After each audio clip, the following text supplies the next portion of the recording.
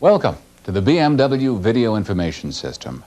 The program you're about to see is the latest in a continuing series of tapes designed to assist you in your day-to-day job of selling the ultimate driving machine. During the course of the year, you'll be receiving these types of programs on various sales-related topics. One subject that's often requested concerns BMW's basic philosophy. Some want to know what it is, others are concerned about its origin, and everyone seems to be interested in the most important point: how does it relate to me and my customers? When looking for answers to these types of questions, probably the best place to look is at our history. For everything that BMW is doing today and will do in the future is directly related to our accomplishments of the past. BMW is a company of tradition. Our philosophy has remained virtually unchanged since day one. While other companies are continually changing their strategies in an attempt to grab a larger share of a fickle market, BMW has boldly stated its position and builds products to fit this specialized niche. Let's take a look at the history of BMW, a history that's rich with accomplishments and follows a single-minded philosophy that's dedicated to building technologically exciting vehicles with a high degree of quality that are always fun to drive. While you're watching this presentation, try to pick out the similarities of BMW of the past with BMW of today. Worldwide headquarters of BMW, the Bavarian Motor Works, along with one of our factories, is in Munich, near the site of the 1976 Olympics. BMW was founded here in 1916, when Karl Rapp and Max Fritz merged their companies to form the Bavarian Aircraft Works. A year later, they reincorporated and became the Bavarian Motor Works, concentrating on building high-performance aircraft engines. Behind the name and the factory, there were the people who accepted the commitment we still keep today, a promise to build the best possible machines. BMW became so very well known that even the famous Red Baron von Richthofen flew behind a BMW engine. Soon, other BMW engines found their place in aircraft history. In 1919, a BMW-powered open cockpit plane set a world altitude record of 9,760 meters, 32,000 feet. In 1919, this was like going to the moon. Remember that the first powered flight at Kitty Hawk was less than 15 years before. By 1925, our aircraft engines held 28 world records for speed, range, altitude, and non-stop flights. The BMW logo, which has not changed, symbolizes a propeller in motion against a blue sky background. This beginning with building engines for aircraft established our sense of engineering priorities. Reliability, safety, and performance came first. Cost was secondary. And every component had to be light in weight as well as strong and durable. This emphasis had tremendous beneficial effects on what was to come. In the early 1920s, BMW branched into motorcycle production. Starting with another company's design, we soon developed one of our own. Max Fritz, aircraft engine designer, sketched the first BMW motorcycle, and its advanced design features are still at the top of the industry. It had shaft drive, horizontally opposed pistons, and several years later, the first telescopic front fork.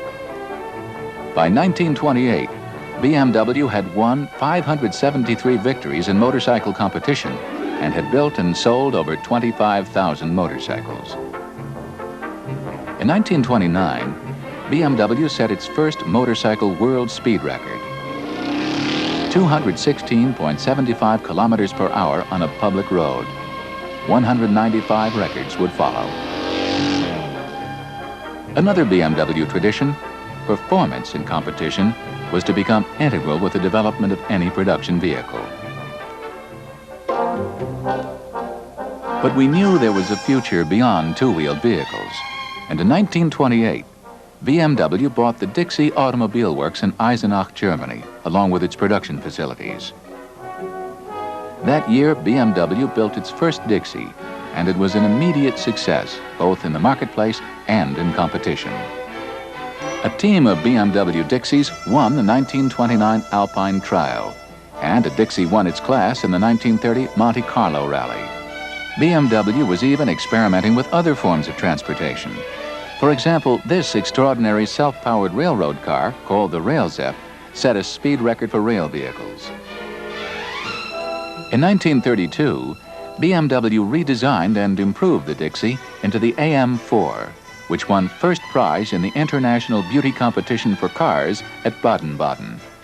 Just 1 year later, we built the first car totally of our own design, the BMW 303, beginning two BMW traditions.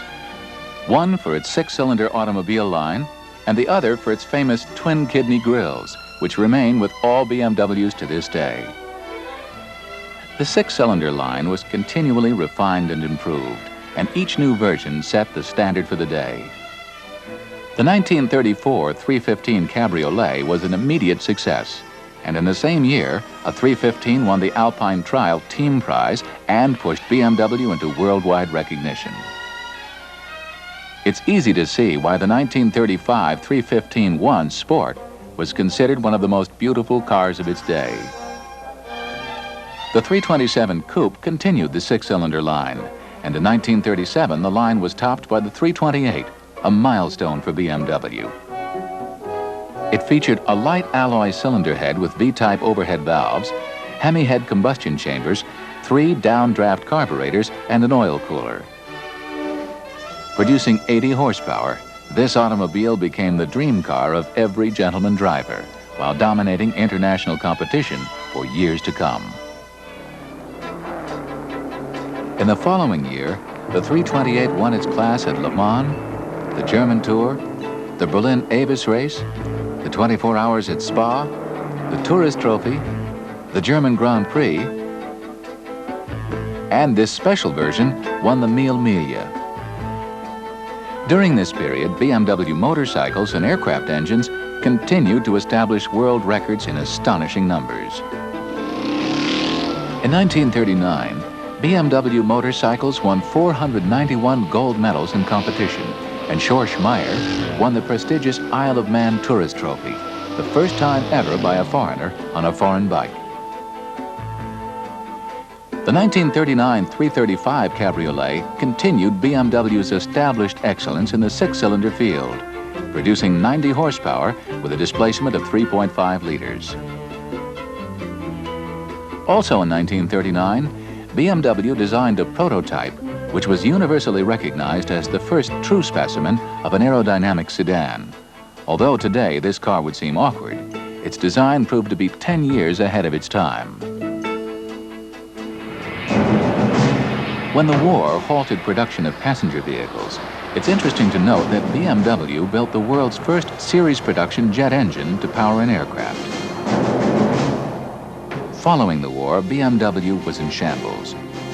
The Munich plant was destroyed, and the automobile plant in Eisenach fell behind the Iron Curtain in East Germany. Nothing remained except a memory. The most active of those people who knew BMW began rebuilding 328s from parts and scraps and putting them in international competition. Schorsch Meyer hauled out his pre-war motorcycle, and after organizing the first post-war race, he became German road racing champion. In 1948, BMW was allowed to build motorcycles again. Quickly regaining its status as the industry leader, BMW built 25,000 post-war motorcycles by 1951, and there were plans to resume the production of automobiles. The first post-war car, the 501, was ready for the 1951 Frankfurt Auto Show. It was elegant, a 2-liter, 6-cylinder handmade sedan. The 501 was the star of the show. A V8 version followed soon after, establishing the only period of time BMW departed from its 4- and 6-cylinder tradition.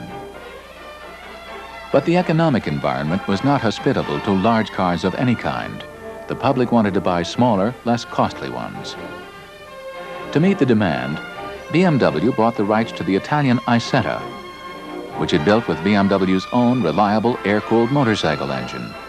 The car was a success, but it was not tremendously profitable for BMW. A successor, the 600, was developed. It featured independent rear suspension and more room inside, but its sales were still not enough to ensure BMW's financial success.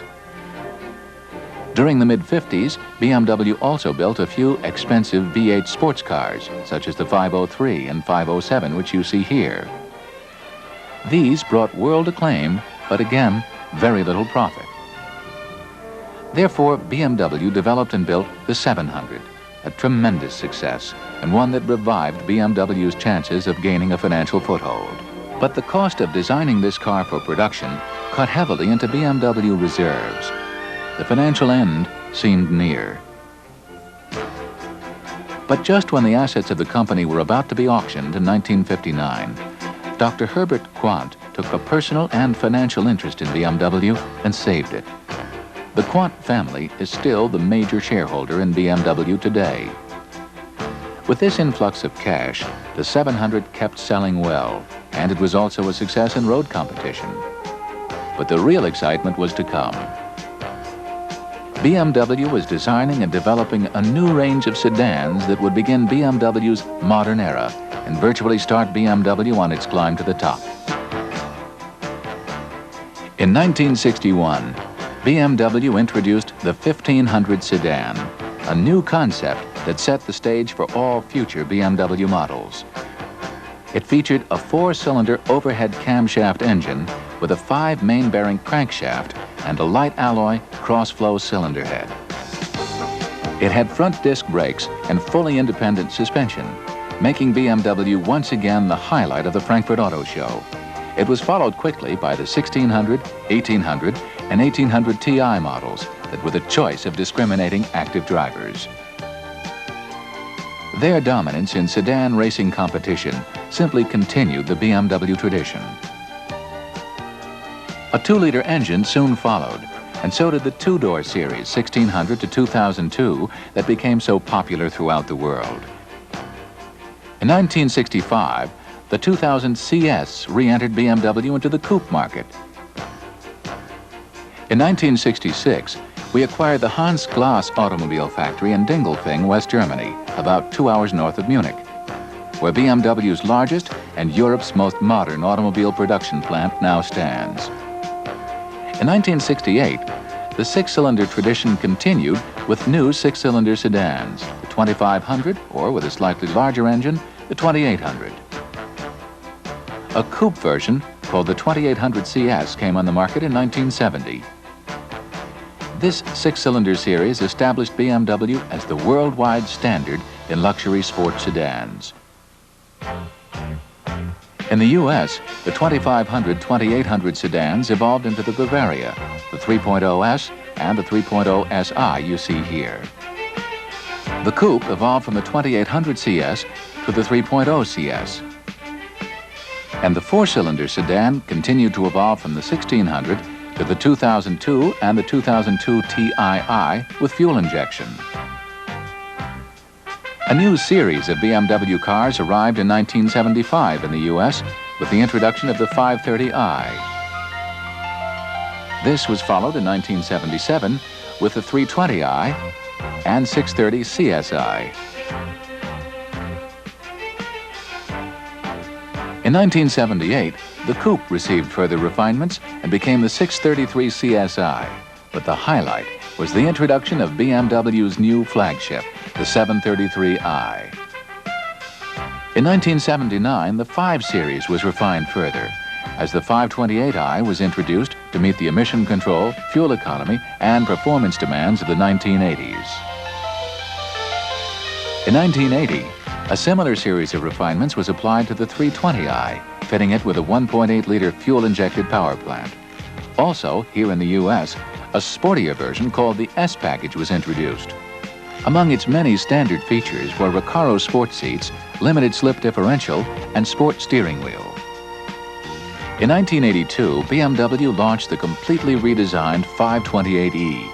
This car was a bold step in the marketplace as it introduced the ETA concept, a low-revving, high-torque engine that delivered near-diesel fuel economy with characteristic BMW performance. This car proved to be an immediate success, It doubled the sales of the previous 5 Series virtually overnight. 1983 saw a continuing of the BMW evolution. The limited production, high-performance version of the 5 Series, the 533i, was introduced to accolades from automotive enthusiasts. 1983 also saw major improvements to the 633 CSI in the areas of electronics and suspension. Our flagship 733i was also refined for improved handling and aerodynamics. In June of 1983, BMW introduced the all-new 318i as a 1984 model. While keeping the traditional look of all BMWs, it featured improvements in performance, handling, quietness of operation, and aerodynamics. Following the path set by the 5 Series, the 325e was introduced later in the year for those prospects who wanted even greater performance in the compact sports sedan body. The key to this greater performance is the same 2.7-liter power plant that powers the 528e. Moving into 1985, BMW continues to expand and improve its model lineup. Larger, more powerful engines have been placed in the 7, 6, and 5 Series cars. Other improvements are being added to these new 735, 635, and 535 models in the areas of interior convenience features. Of course, the 528e is being upgraded as well, with features such as power seats and greater rear seat legroom. Our 3 Series has been expanded even further. 4-door versions of the 318 and 325 can only add to their wide popularity. 1985 is also an important year for BMW, as it is introducing the first BMW diesel, the 524 TD. Although it will be imported in limited quantities, this car will satisfy the needs of those who want diesel economy, but refuse to give up the thrill of driving that BMW represents. Make no mistake about it, this diesel is pure BMW, unlike any other diesel you've ever driven. While we've been concentrating on the evolution of BMW automobiles, the evolution of BMW motorcycles has also been progressing. In 1984, BMW departed from its 62-year tradition of building motorcycles with a proven boxer engine with the introduction of the K Series. This radical departure from the industry status quo is clearly aimed at doubling worldwide sales of BMW motorcycles. In addition, BMW has applied its decades of experience producing high-performance engines by entering the highly competitive marine engine field.